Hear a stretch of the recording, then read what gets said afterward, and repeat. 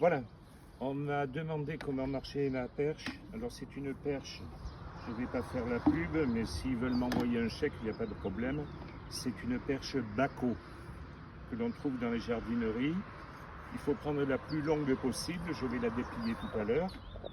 Il y a en général une vis ici qui sert à mettre un sécateur, une petite tronçonneuse. Donc on prend un seau de miel, c'est 20 kg, 15 kg, je ne sais plus. On fait un petit trou dessous. Mais pour moi, le trou, bien, il s'est abîmé. Il s'est abîmé parce qu'à force de taper sur les branches, il ne faut pas taper trop fort. Donc on passe, on fait un petit trou, on passe, on fixe là. Ce qui serait intéressant de faire, c'est deux petits trous ici, mettre un serre-flex rapide.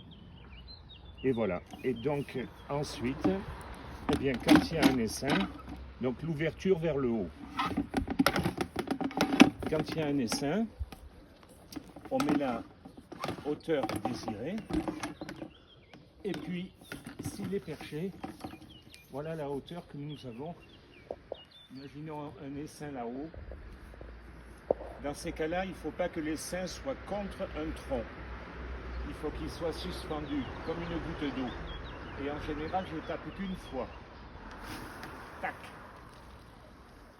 Et j'ai prévu de mettre une ruche en attente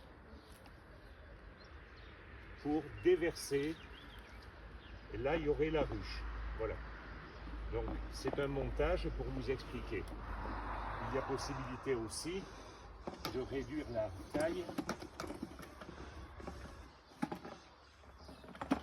comme on fait avec n'importe quelle perche. C'est tout.